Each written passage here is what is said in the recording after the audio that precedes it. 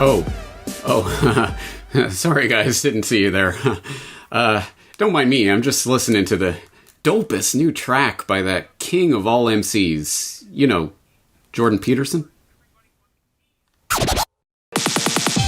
I'm beginning to feel like a rap god. All my people from the front to the back nod now who thinks their arms are long enough to slap box. They said I rap like a robot, so call me rapper. But for me to rap like a computer must be. In my genus I got a lap in my back pocket. My pen will go off when I half cock it. Got a fat knot from that rap prophet. Made a living in a... What's the matter, you bunch of haters? You don't like Jordan Peterson's flow? Well, let me know when it occurs to you while I'm ripping any of these verses that versus you. It's curtains. I'm inadvertently hurting you. How many verses I gotta murder to? Prove that if you were half as nice your songs, you could sacrifice verses to. Or if you don't like that flow, you could try Ben Shapiro doing the same verses, or any number of other hit recording artists of our day. Or if you don't like hip-hop at all, well, how about Sweet Dreams by the Eurythmics as imagined by Donald Trump? Or maybe Dancing Queen by ABBA as channeled through Bernie Sanders. Yes, of course, these people did not participate in these actual recordings. What you are listening to is voice-generated deepfake AI that has been created to mimic the sounds of various people's voices in a way that is not quite audio, stereo, perfectly realistic, but is getting closer to that, at any rate. And, well, one doesn't have to extend one's imagination very far to see where this is going. In fact, you've probably seen some iteration of this recently. There was the Joe Rogan AI that was making the rounds recently. You can see it, for example, at TheVerge.com. This AI-generated Joe Rogan fake has to be heard to be believed.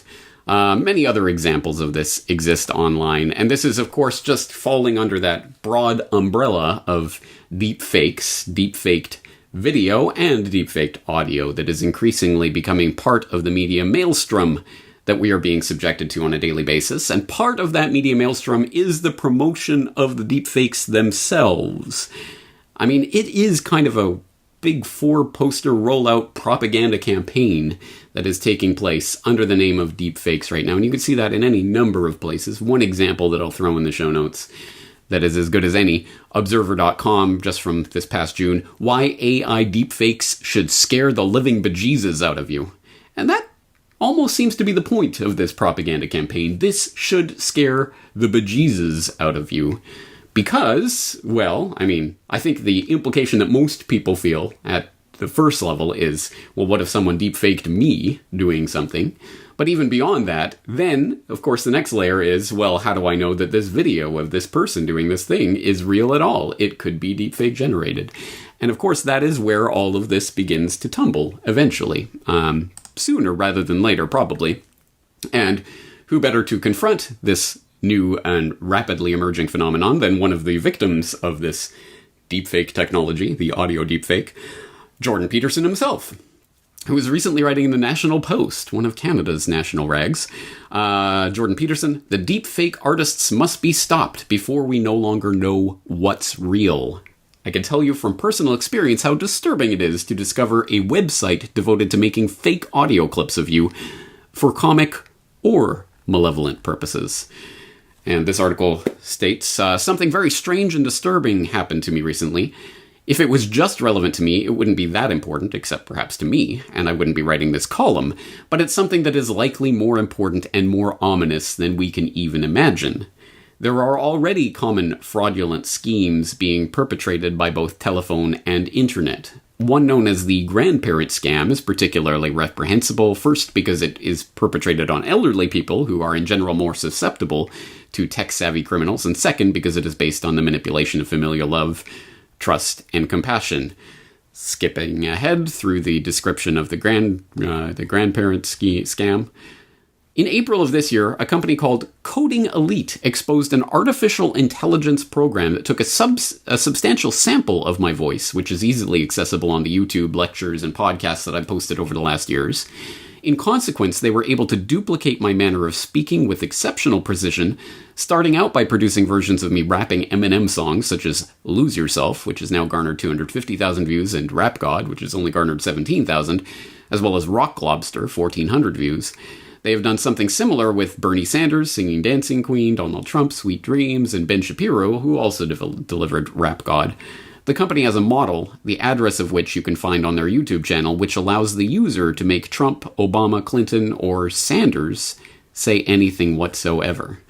All right, I'll let you continue reading through this op-ed, which is interesting. Again, it comes from Jordan Peterson, who finds himself on the receiving end of this AI-generated treatment.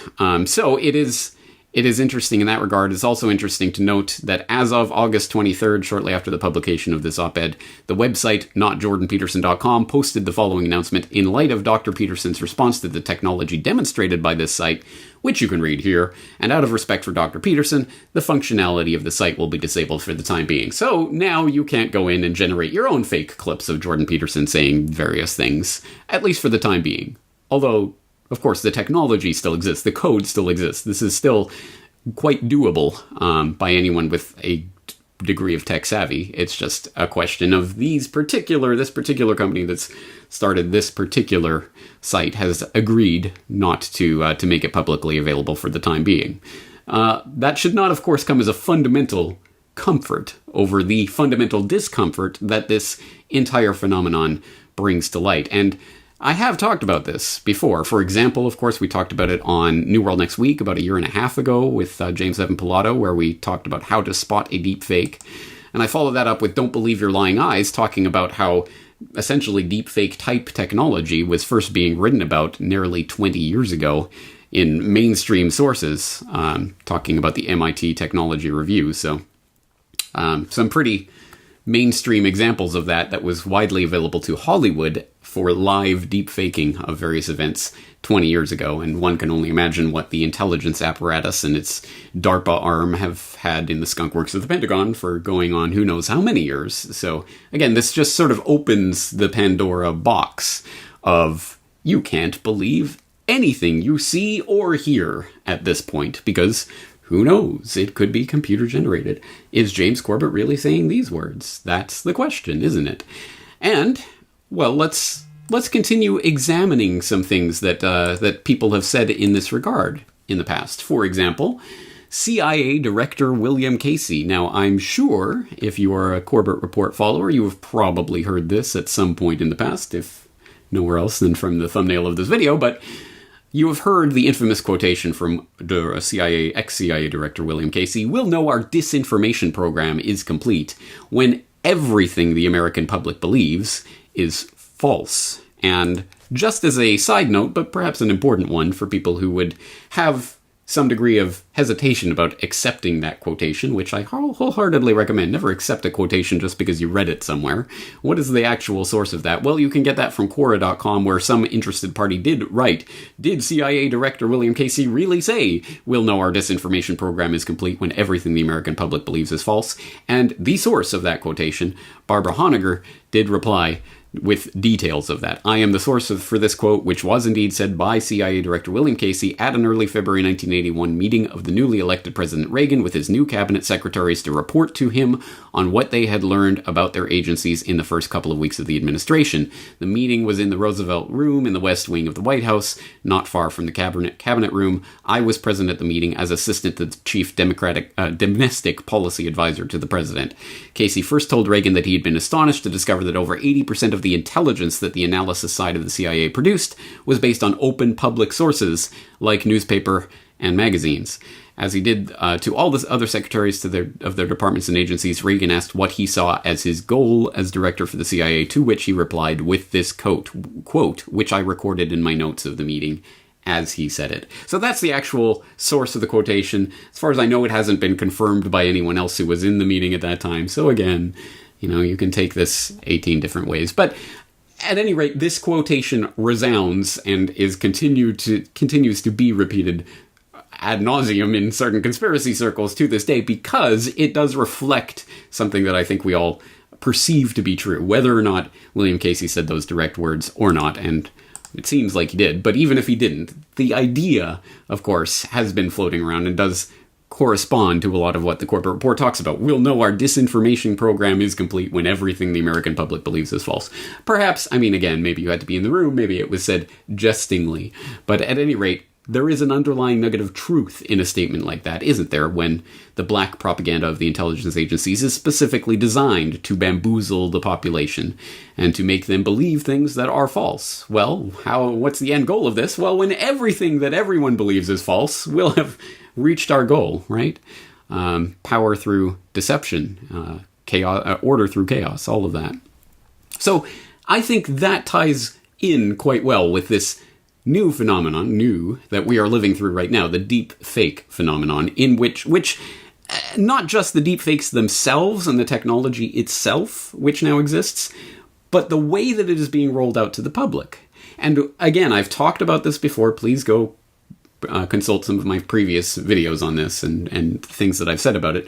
Obviously, one of the ramifications of this big rollout of the deepfake propaganda campaign that is happening right now is specifically so that we will not believe, or we will be asked not to believe, certain pieces of information that come out in the future. It hasn't happened with a major rollout yet, but it will at some point in the future. And who knows when some whatever, frazzle drip or whatever, gets released to the public, whoop, there it is, but it's a deep fake, so don't believe it. And of course, half of the public, or whatever percentage, will absolutely believe it to be true. The other part of the public will be 100% convinced it's false. Those two positions will be completely irreconcilable, because other than some sort of watermarking technology or something that can be introduced to make sure that this footage is really real, how will you ever know? And even then, how could you trust the people who are watermarking and blah, blah, blah? It will be expert versus expert, and literally, they will be able to divide the population and get them to argue about the reality or lack thereof of things that they can see and listen to themselves. And of course, this will be used as a cover for certain things. If a leaker or a whistleblower or someone from one of the FBI crew that raided Epstein's pedophile island comes out with one of the tapes of Bill Clinton on the island with some underage girl or whatever it is, you can imagine the first line of defense, or maybe the last line of defense, but a line of defense will be, it's literally fake. It's not true. It's a deep fake. So we know that that's being set up, but that it really does nothing other than solidify the fact that literally everything is up for grabs. So I posit that it's actually going a step beyond William Casey's goal for the disinformation campaign program of the CIA, which is simply to get everyone to believe something that's false. No, this goes a step deeper. It's actually to get people not to believe anything, to not have any basis for any shared understanding of the world at all. And this starts to touch on a subject that I'm still percolating in my mind. This has so much resonance to so much of the very raison d'etre of the corporate report, what it is and what it's about, and the work that is being done in the independent media and elsewhere to shape and mold the public to become disbelievers in everything. And what that really means, the final uncorking of the bottle, is this Pandora's box that's being opened. I will refrain from delving into the depth of that subject today, because there's so many things that need to be brought out about that, and the process by which that works, and what it means, and what does that leave our position. And there's so many things, so many extremely important things. But I'm sure you've all at least seen how that can play out, and the complete lack of a shared basis of understanding of reality that would be the bare prerequisite for any sort of opposition to the people who are very organized and share a view of reality at the top of the power pyramid. It seems almost like it's by design. Wow, imagine that. Well, again, as I say, that's still percolating. I still have to find the right way to articulate that and tease out the different points, but I think we are moving a step beyond the completion of the CIA's disinformation program, as stated by William Casey, toward that next step, where we literally will not believe anything that we see or hear. Unless we see or hear it directly, first-hand experience, but even then, we'll be asked not to believe certain things. So, this is interesting. It goes right down to the bottom. I will, of course, throw the various links that I've mentioned here today into the show notes so you can start exploring this topic on your own, and I invite you to contemplate the deeper meanings of this propaganda campaign for deepfakes that's being rolled out at the same time as the technology itself is coming into its own and being revealed to the public. It has some pretty deep implications for not just our present moment in time, but the nature of the fabric of society itself that is being torn asunder at the very seams. This is an important one, folks. Anyway, I'm going to leave you here to contemplate this. As I say, the links will be in the show notes. This is James Corbett at CorbettReport.com. I'm looking forward to talking to you again in the near future.